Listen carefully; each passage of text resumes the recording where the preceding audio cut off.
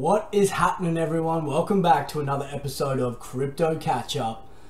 Now, first things first, I want to give a shout out to my boy Ahmed.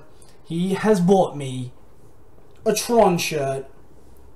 Now, I'm not sure if that's because he wants to get me bashed in the street or something, or maybe one day it's because Tron's going to be worth heaps of money and I'm going to wear it around with pride because I have a big bag of them.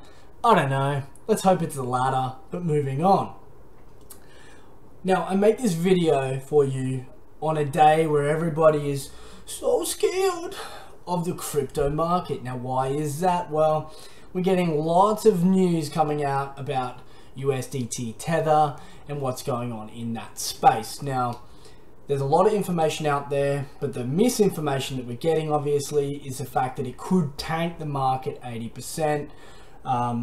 Now, Tether, guys, is worth nothing, obviously, if they're found out to be not backing it with their one-to-one relationship with the US dollar. However, the only way for 80% drop to occur, because they don't make up a large portion of the actual market, is for everybody to panic sell, for stop losses to be triggered, and to create this self-fulfilling prophecy. It's not that bad. In the scheme of things, like everybody likes to put pictures up, we're only here on the roadmap. It's not that bad. This is another rung in what cryptocurrency needs to go through to understand what not to do, what not to put up with, and what a stable coin actually should be. But anyway, I'll let you do research into that. As long as you have a strategy in place, please go research what you should be doing in times like this, how you can take your money out, how you can be buying more at these ridiculously cheap prices, and I'll leave it up to you. If you have any questions, leave them down below and I'll help you out as soon as I can. Now, what I want to bring to you tonight, guys, is a new project. Now, this project is calling themselves Blockchain 4.0. Now, let me just do something real quick. What do you mean Blockchain 4.0? Like, where was Blockchain 2.0? Where was 3.0? Now, when they say Blockchain 4.0, they're referring to Bitcoin being 1.0, Ethereum being 2.0, EOS and Cosmos, who haven't even achieved their dreams yet, as 3.0, and then they practically take all the goodness, add some extra, and we have 4.0 by creating what they're calling an ecosystem of decentralized applications, smart contracts, high throughput, all of those things that make any person who wants to go to Cryptopia excited. Now, like I said, guys, it's really new. This project's maybe 2, 3, maybe a month old. I've been looking at it for a while since it came out, and shout out to Elliot from Crypto Australia who put me onto this. This is looking to be a very solid project. For me, it's looking to be something that is possibly going to be, one of those ICOs of the year if they can achieve what they're planning to do. So I am very bullish on following the project. Until we know further information, obviously, we can't make that full, functional analysis and really understand what's going on. And what we should be doing with it. Should be going, balls deep. Should we be doing something else? We'll find out. So if we jump over to their main website, so it's called Seele. Now, like I said, guys, it's really new. You click register and you can't register. Now, that's not because they have built a shit website. That's because it's literally hot off the press. So if we go over to their GitHub real quick, literally, this has been updated 2 hours ago, 14 days ago it got created. They have put news up. It is going to be an open source project, so they will be starting to file in and release their code on here in Q1. So you'll start to see a lot more information, obviously commits to this repository right here. So let's get rid of that. So if we go back to the website. Now, I'm going to read through this main paragraph here. And please do not get confused because it's just so basic. Seele is powered by an upscalable neural consensus protocol for high throughput concurrency among large-scale heterogeneous nodes and is able to form a unique heterogeneous forest multi-chain ecosystem. Okay, I lied.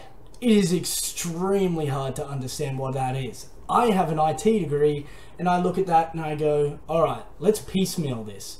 How can we understand what's going on? So, neural consensus. Well, neural networks in the computer or the IT industry refer to networks which try to mimic the brain, that utilize, I guess, subcomponents that work together to come up with a consensus. And when you read through Seele's white paper, practically every node is used for the consensus mechanism in this. Maybe that's what it means. They don't actually really clearly articulate what it is as of yet, so we'll wait for more information on that. High throughput concurrency.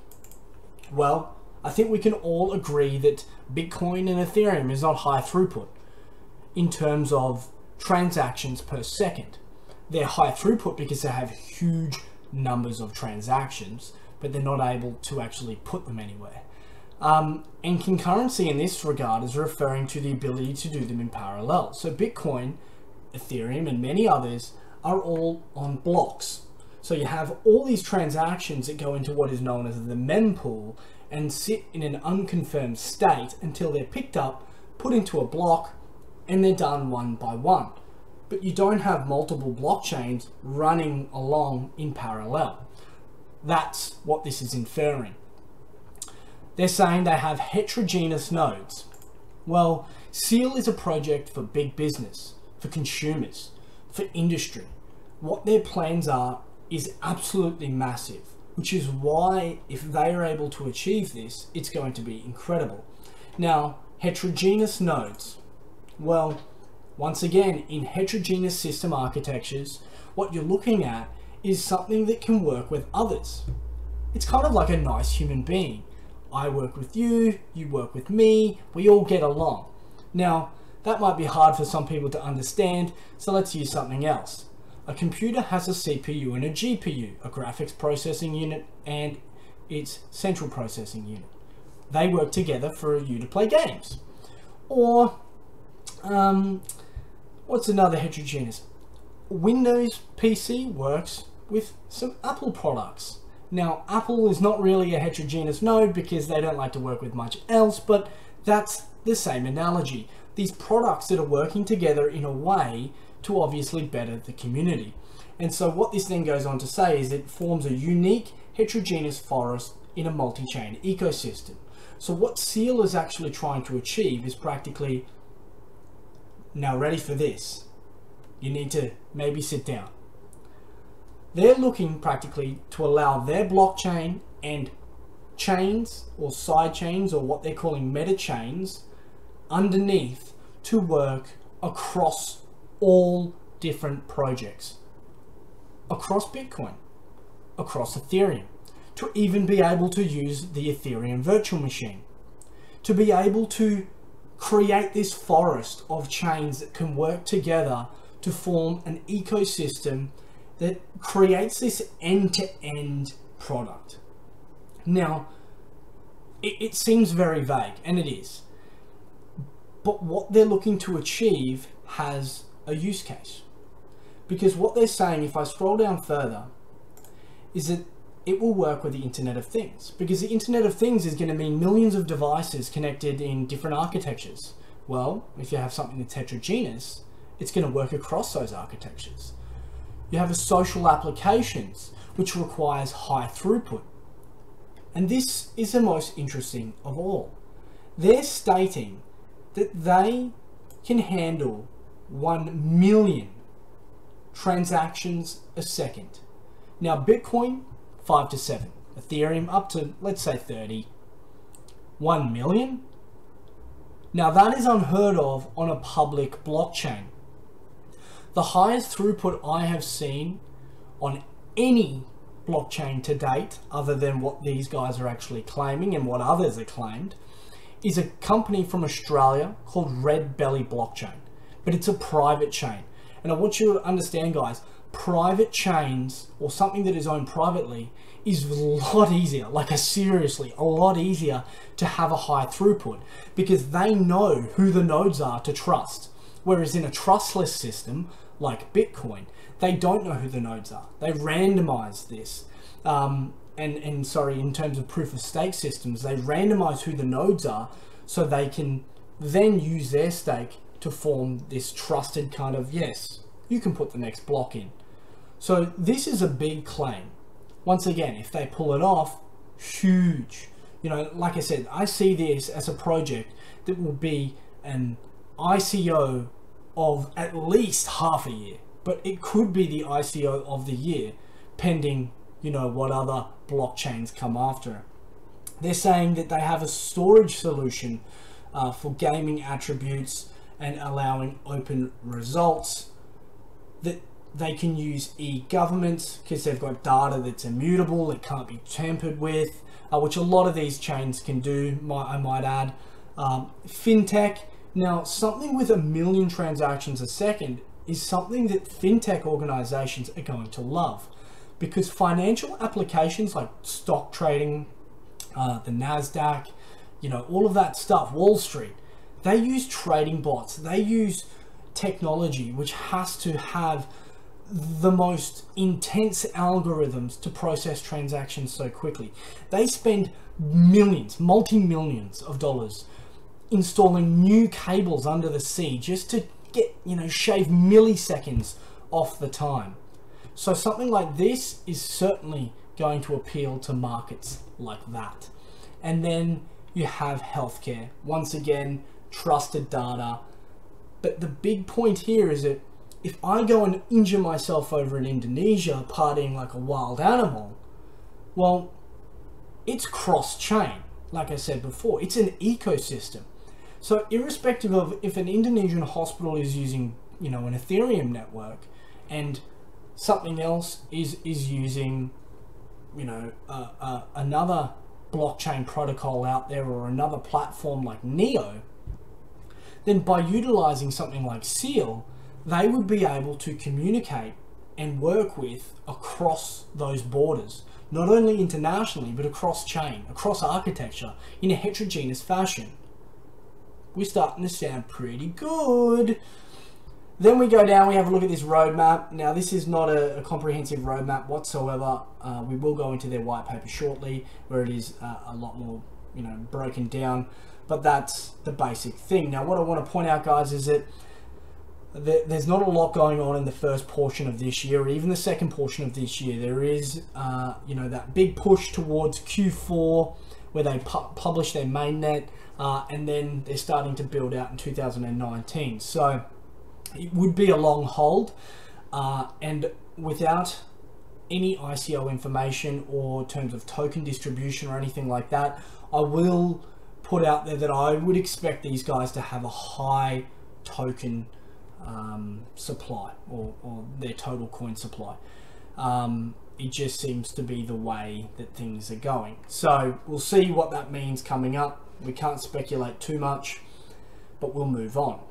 Then you have some team members. So this team is heavily built up of researchers, scientists, people from big industry like Tencent, Baidu, you know, huge Asian markets, but also a lot of guys from universities that they've partnered with. So if we continue to scroll down, they've got partnerships here with University College London, the Bitcoin Technology Centre, University of Oxford, Stanford, UCLA, IBM Watson, which is you know, a product which is out in the market in healthcare and in, you know, government, looking to transform the way we use big data, in artificial intelligence, in mimicking the human and neural networks. It's extremely exciting stuff. So we don't know much about these partnerships. We do know that they're definitely working with University College London and Stanford in their research papers, and that is shown evidently in the highly complex white paper that they do have. So that practically is their website, guys. So what I might jump to next is just have a quick look at some FAQs that they've put up. So they have put up a big list of FAQs on trying to understand what their project is, because like I said, when you read through their white paper, it is very complex. So I do not expect a lot of people to understand this. I personally have a lot of trouble understanding I guess the big picture of what they're trying to put together here. It is simply not something you can just pick up and flick through while you're on the toilet, and by the end of it you feel like you're wiser.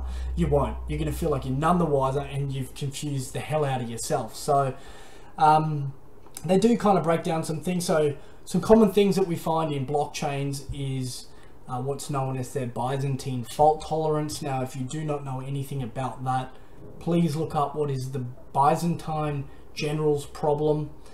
It's very important in understanding how 51% attacks on a network can overthrow blockchains, because if anything that gives Bitcoin value, it's the fact that it hasn't been overthrown because of its decentralized nature, which comes down to that Byzantine fault tolerance, or you know, its ability to mitigate the risk by putting some form of staking in place, or making it practically so expensive to perform such an attack that it's meaningless, which is what Seele is doing. So it says here, how does the neural consensus algorithm avoid typical attacks such as DOS and Sybil attacks, or Sybil attacks? Now, a Sybil attack, for all of you, is practically where a node pretends to either be bigger than it is or pretends to be multiple. So it can try and infer on the network that it has the power, or that it is going to overtake everything. And practically what they're saying here is that all nodes participate in their consensus algorithm. So what that means is that unless the attacker, or that I guess Sybil node, has control of half the network, or more than 1/3 of the nodes, then it's impossible for them to do so. They use, you know, an algorithm based on the balancing of account to go through, and like I said, the cost of such an attack would be very huge and outweighs the gain, making it meaningless. So that's cool. If we go down, what else is kind of interesting? So do they have miners? So that's probably a big thing. So no, they reward users based on their contribution, including the number of times consensus has been reached and a number of producing blocks, or blocks that they've produced. So that's kind of like a delegated proof of stake system, or where you're staking something, and because of that you get rewarded for being a contributor to the network. So how does cross-chain communication work? Let's have a look. So they're using a protocol stack which is built of their VTP and value HTTP protocol.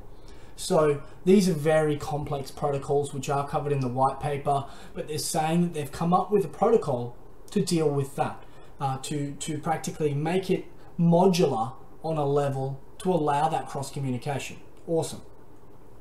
How do you get token rewards? Stay online, improve the network speed and connectivity. Awesome.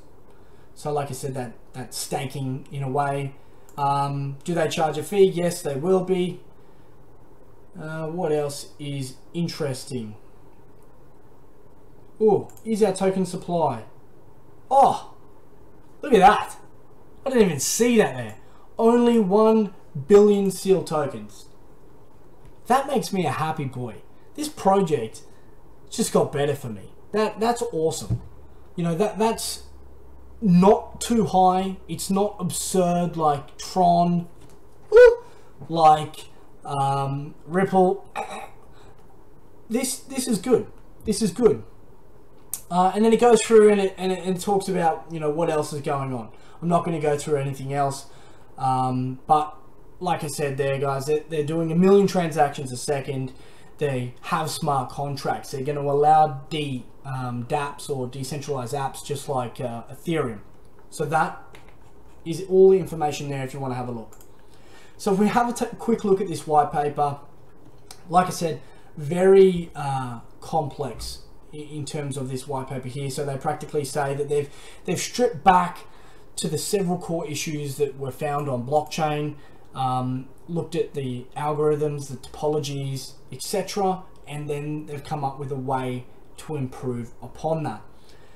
So their mission is obviously to build a standard promoters, networks, and build this value internet infrastructure. So giving the internet value by allowing everybody to contribute. Now, this is something I also like as well. So they're saying here that Seele is soul in German. So, you know, that's a little bit of a feel good there. But like they're saying, that new era of the value internet. If we go through, so they've got quite a lot of information. And like I said earlier, so we've got Bitcoin is blockchain 1.0, Ethereum blockchain 2.0, EOS, Cosmos, which haven't yet fully achieved what they're doing. They're big, bold plans, but they bring all of this to the table. And then the Soul Man is going to be adding this extra layer. And what I really see across this is a higher transaction throughput and the ability to work across chains utilizing these protocols that they're coming up with. That's effectively what they're bringing to the table, on top of all this other, you know, good, high performance, advanced governance techniques that are being used on these other projects. So this here, guys, they're talking about, you know, it scales in a linear fashion. So if there was 100,000 transactions a second, that's relevant to 100,000 nodes. And it goes through saying, you know, it's energy saving. It has a low transmission overhead by using a practical Byzantine fault tolerant algorithm, which was a high performance Byzantine fault algorithm that came out in around 2009. It has been improved on slightly since in a range of other ways in terms of robustness. Some went the robustness route, some went, you know, a different route, but there are other ones out there, but they all built themselves off this base layer. Like I said here, it's compatible with a variety of network structures. So we're seeing a lot of DAG, or directed acyclic graph blockchain, sorry, out there, where, you know, IOTA, RAI blocks, which obviously are increasing their transaction throughput. But then you also have, you know, standard blockchains. You know, I say standard like Bitcoin's, you know, not a big deal, but you know what I mean. We talked a bit about the Sybil attack there. So here's a bit of data, what they're going through and how they're proving their use case. And like I said, guys, these guys have been doing this with, you know, Oxford, with UCLA. They have a huge amount of researchers and professionals in this area, you know, checking that what they're doing makes sense. Now, it does go down and tries to explain what the heterogeneous forest network means, and it talks about how, you know, if you're on a PC, and it gives you an example, and then how this forest network, what it actually means. If we continue to go down, we'll see if there's anything else that I really want to cover here. Effectively, what we're looking at, guys, is something that is closing the loop on the technology. It's saying that we have the throughput, the scalability issues solved. We have the security elements solved. Now, let's integrate all industry. Let's bring gaming. Let's bring healthcare. Let's bring fintech. Let's bring everything together in an ecosystem that allows you to work, you know, instantaneously across channels. Now, I don't know if that means anything to you guys, but to me, that is a big deal, because what this means for everybody in this industry is that we're really getting to that crucial point where people are being, you know, very ambitious, and they're pushing the limits of this technology. They're pushing, you know, themselves. They're pushing everybody to better the crypto space, and I am all for that. Other than that, if we keep going down, I'll keep showing you. They go through the core team here. They give you a breakdown. So this guy's got 8 blockchain related patents and works for Oxford University, or did his master's, sorry, at Oxford University. So there is a lot of talent in this team. You can go have a look at their LinkedIn, which is awesome. I just want to show you this roadmap. So I'll just scroll in. It isn't showing you a lot in terms of what they're achieving soon, because it is a lot of technicalities built in there. However, what we're really looking for is, like I said, that later part of this year where they release the mainnet, which is when you can start using it. So they've got their testnet testing, their mainnet. That's when it goes live. That's when, you know, bullshit walks, right? That's when we find out how good this is. But the build up to it, the ICO will drop well before that, surely. So obviously you've got to get into these sorts of things early, especially with only 1 billion tokens. That leaves a huge amount of room for growth depending on the ICO price at the time. So if you want to check out the white paper, please do. Like I said, guys, very technical. I'd be looking more so for Medium articles, Hacker Noon articles that are coming out, in more, maybe a month, maybe 2 months time, because this is still very new. The articles are up there now, are actually written by Seele, so they use a lot of that buzzword terminology, which might not suit you. If we have a look at their Reddit, so here's a couple of those articles, like I said before. So they're talking about, if we open up this, they're opening up, talking about blockchain 4.0, where it came from in Gutenberg, the same kind of heterogeneous forest network. Nothing new than what we haven't already covered, but I do like these 5 open principles: open science, open access, open source, open data, open application. To me, that's transparency. To me, they are looking to build on what is available and what is the best. I am very bullish on what they have planned. You've got their Twitter here, so they're starting to show you today that obviously the GitHub has been updated. A couple of big dogs there in Davos in Switzerland at the latest forum, and obviously a few other bits of information here, nothing too exciting. If you follow them on Telegram, they haven't yet released any form of information around what they're going to be doing for ICO, but when it does come out, it will be certainly interesting. Other than that, guys, like I said, this is very new, so if any more information comes to front, I will get back. I will do another video. Like I said, this project, super technical, but it's bringing together everything to create this ecosystem, which I believe, in my personal opinion, if they can pull it off, will be an incredible achievement for this industry. And I certainly look forward to see what they can achieve in the coming weeks and months. And you'll hear from me whether it is good or whether it is bad. I'm not going to hide behind a wall, but this is certainly one of my top picks coming into the first and second quarter of 2018. Thank you for watching, guys. Enjoy the rest of your evening. Remember, like and subscribe, and I will see you guys and gals later.